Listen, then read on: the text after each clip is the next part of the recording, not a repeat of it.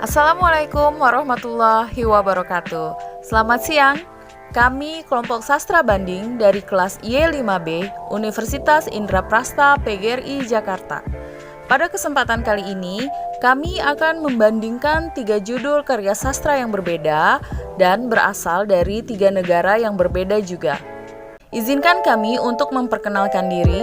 Saya Agnes Puspitasari, NPM 201821500176. Perkenalkan, saya Dita Agustina, NPM 2018-21500-152. Warahmatullahi wabarakatuh.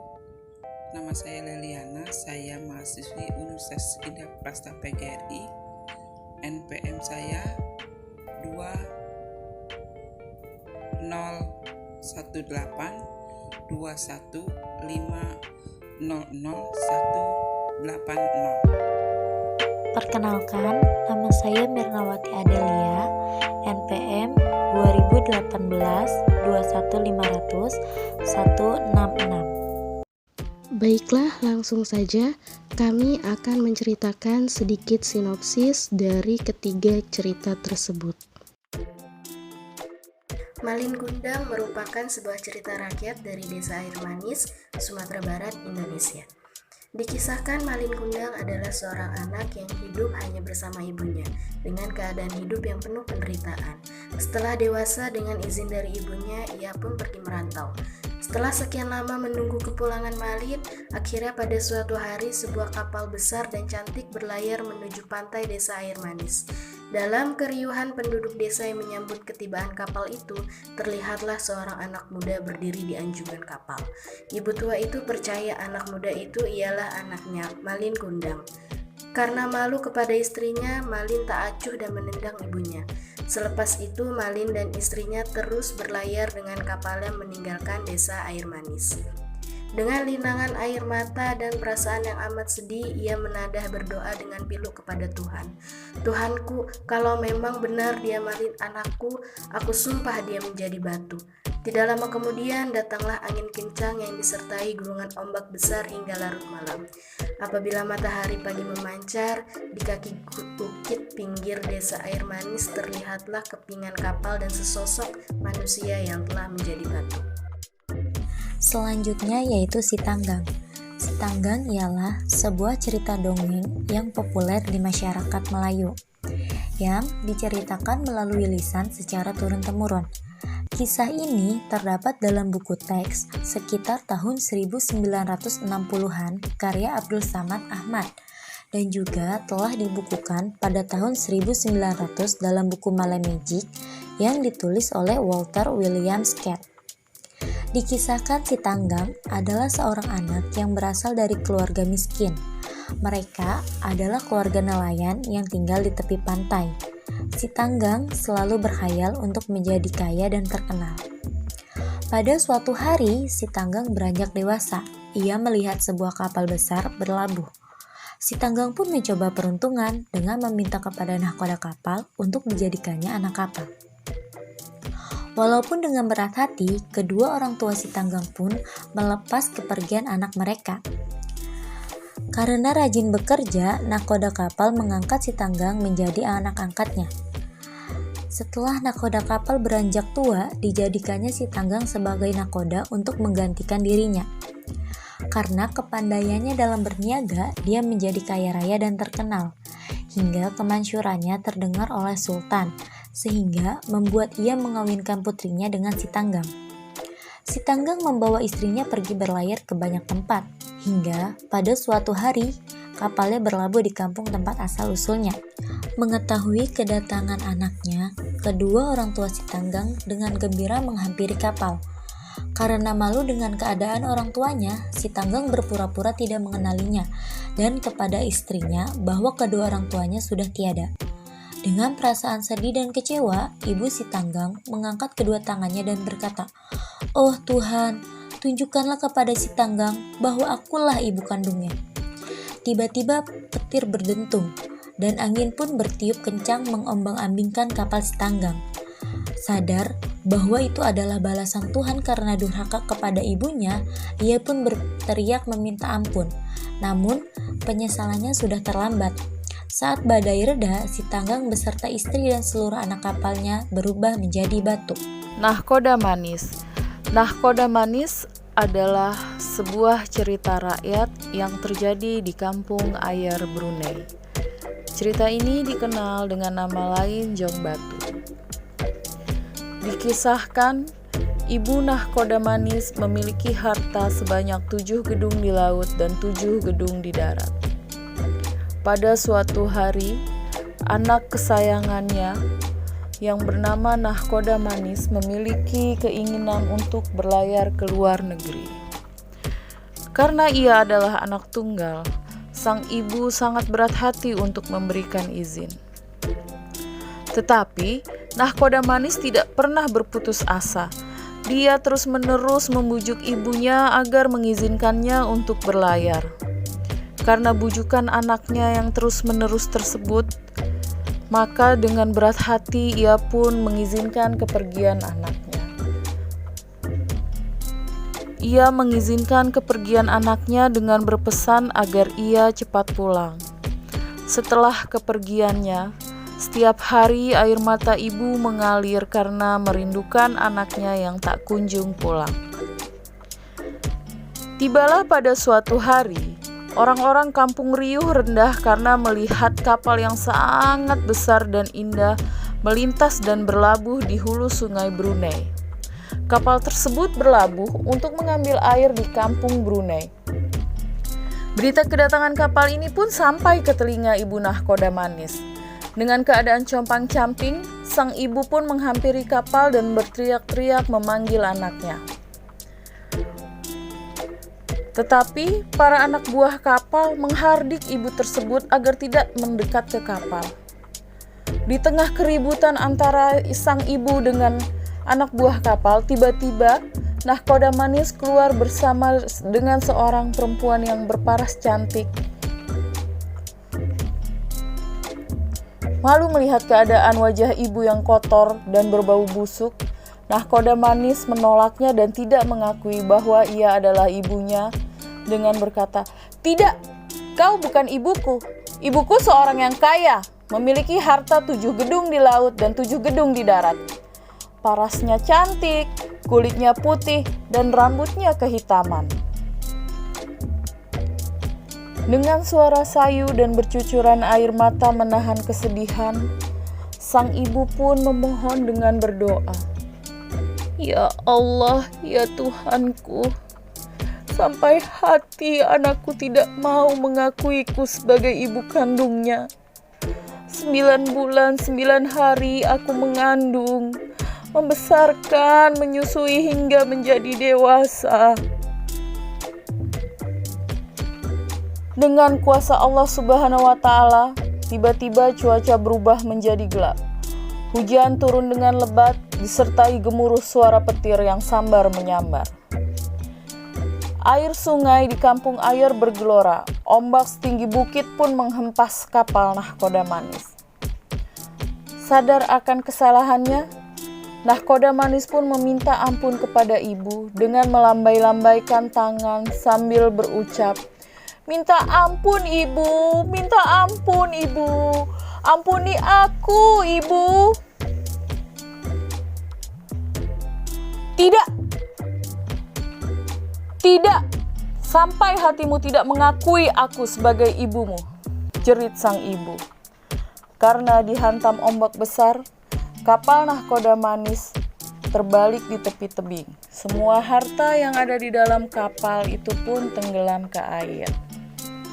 Sekian cerita Nahkoda Manis yang berasal dari Brunei.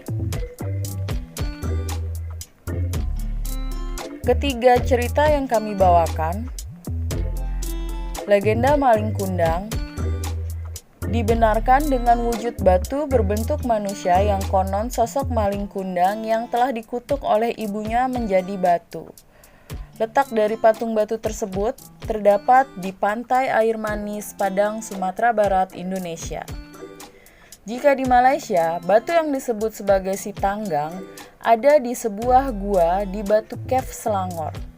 Gua gelap di Batu Cave seakan-akan darah mengalir di celah batu dan lantai gua tersebut. Diceritakan tempat tersebut menjadi tempat mengalirnya darah si Tanggang. Lalu di Brunei, sosok batu kutukan nahkoda manis terletak di tepi laut Jong Batu. Setelah sebelumnya dalam diskusi kami muncul ide-ide tentang cerita Sang Kuryang dan Oji Pusang Raja, lalu juga tentang cerita epos Mahabharata versi Indonesia dan versi India. Sayangnya kami tidak bisa menemukan cerita lengkap tentang epos Mahabharata ini, dan akhirnya kami memilih cerita tentang Malin Kundang. Baiklah teman-teman, sekarang kami akan menjelaskan mengapa kami memilih ragam versi cerita Malin Kundang dalam tugas mata kuliah sastra banding ini. Pertama, cerita rakyat sangat mudah dicerna. Sejak dahulu kita sering mendengar cerita Malin Kundang dari orang tua. Bahkan jika seorang ibu marah, ada kata-kata, "Mau kamu seperti Malin Kundang." Cerita tentang Malin Kundang sudah amat melekat dalam ingatan masa kanak-kanak kita, karena ceritanya mudah dipahami dan dicerna. Kedua, cerita Malin Kundang mengajarkan norma-norma kebaikan dan rasa hormat kepada orang tua. Cerita Malin Kundang dengan segala versinya digunakan untuk menanamkan nilai hormat kepada orang tua. Cerita rakyat adalah jenis cerita tradisional yang digunakan penuturnya untuk menjelaskan perihal warisan lokal suatu daerah. Cerita rakyat dibuat untuk menyampaikan nilai luhur. Ketiga, ternyata banyak versi cerita Malin Kundang dari beberapa negara di ASEAN yang tidak semua orang mengetahuinya. Seperti Pulau Jelapi dari Thailand, Si Tanggang dari Malaysia, dan Nahkoda Manis dari Brunei Darussalam.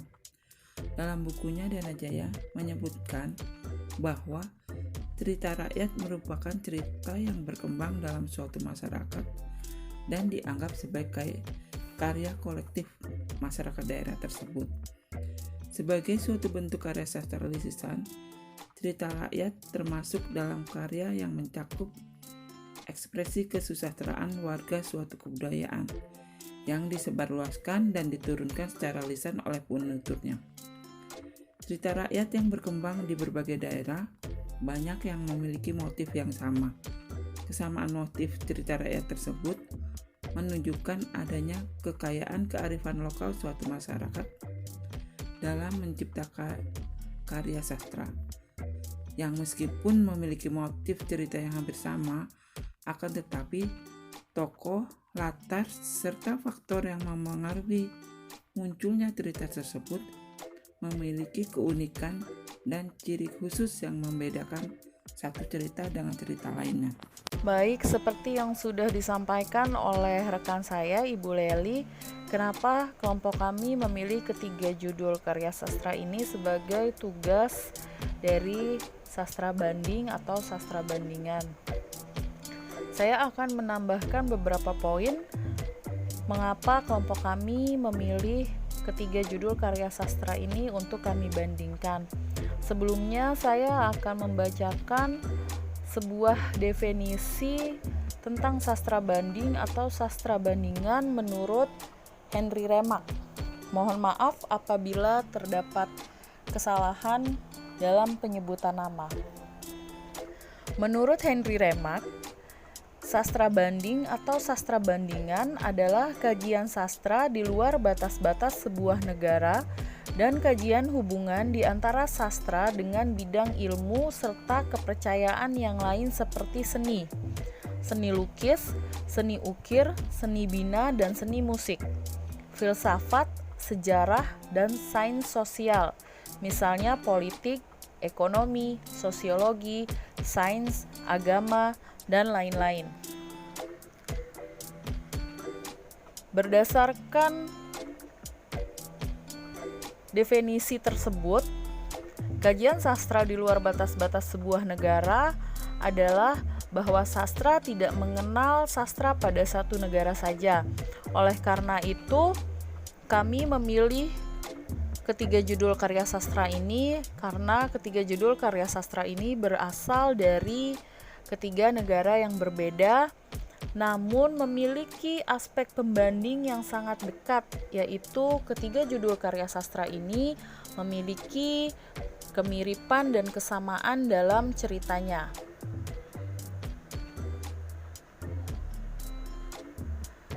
Beberapa kemiripan dan kesamaan yang terdapat dalam ketiga judul karya sastra yang kami bandingkan, yaitu ketiga judul karya sastra ini sama-sama menceritakan sebuah kisah tentang seorang anak yang durhaka terhadap ibunya. Selain itu, latar tempat terjadinya peristiwa juga memiliki kesamaan, yaitu berada di sebuah kapal yang besar dan indah. Selain itu, cerita ini juga memiliki kesamaan, yaitu seorang anak yang malu terhadap keadaan ibu kandungnya yang miskin, yang buruk rupa, yang kotor, yang bau, dan yang compang-camping. Selanjutnya, persamaan dari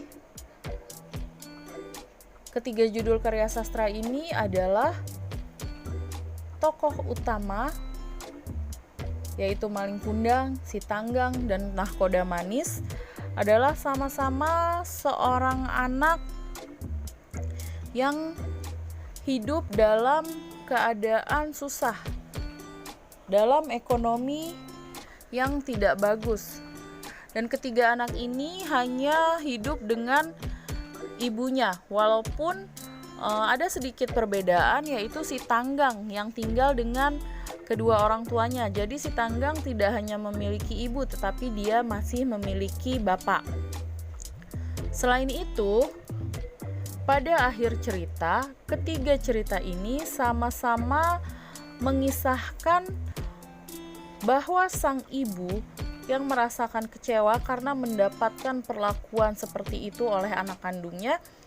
Ketiga ibu yang kecewa dan merasa sakit hati ini sama-sama berdoa kepada Tuhannya, berdoa mencurahkan perasaannya yang merasa tersakiti oleh perlakuan anaknya, hingga ketiga anak tersebut terkutuk atau dikutuk menjadi sebuah batu. Selain itu, kemiripan atau kesamaan yang terdapat pada cerita ini, bahwa ketiga cerita ini sama-sama memiliki bukti nyata. Malin Kundang, patung batu Malin Kundang terdapat di desa Pantai Air Manis, Padang, Sumatera Barat. Sementara Si Tanggang terdapat di sebuah daerah yang berada di Malaysia. Dan Nahkoda Manis terdapat di sebuah daerah yang bernama Jong Batu di negara Brunei.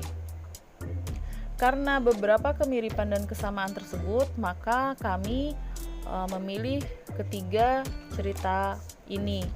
Selain yang tadi disebutkan oleh Bu Leli bahwa kenapa kami memilih cerita ini, karena cerita rakyat ini sudah sangat familiar, sudah sangat dekat dengan kita. Kita sering mendengar cerita-cerita rakyat ini.